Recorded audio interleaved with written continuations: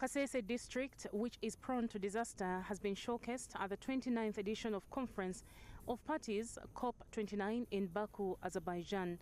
And after having issues, the people who are staying the squatter, they may say that I call them squatter, those who are squatting on that land, they also say that if they bring you here, we are going to cut you. In a special advocacy documentary that reflects the suffering of internally displaced persons on the account of climate change that has exacerbated mobility challenges.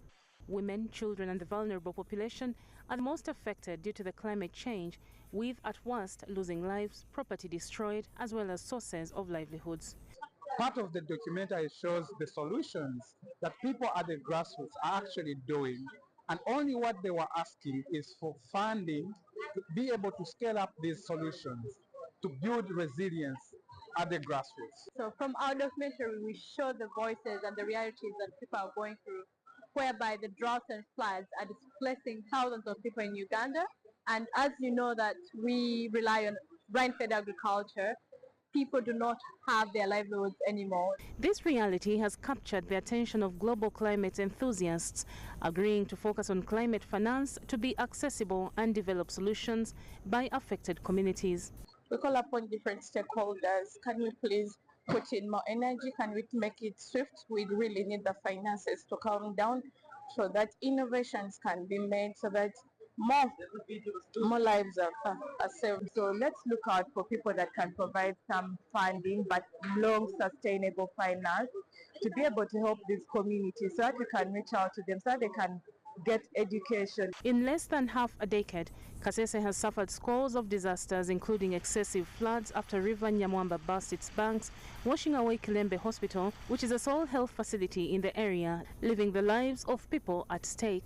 The International Organization for Migration believes that finding a permanent solution to labor mobility and safer mobility challenges can help to mitigate risks inflicted by climate disasters.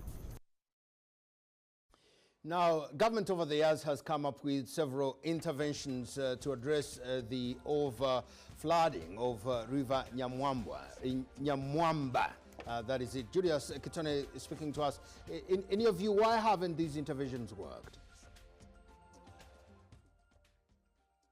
Well, thank you very much. The question of flooding in Kasese district has been persistent for different decades. If you remember very well, in 2020, Kilembe Hospital was swept away, leaving behind patients, caretakers, and doctors stranded, with the healthy facilities swept away in that flooding that happened in May 2020. 2 years later, in 2023, flooding hit again Kasese, leaving scores injured, property worth millions destroyed, but also latest on 20th and 10th of September 2024, 2 people died because of flooding in Kasese. This follows a repeated flooding and burst of riverbank along the shores of River Nyamwamba in Kasese district. There are so many questions as to why different interventions that has been undertaken by government to ensure that flooding comes to an end in Kasese district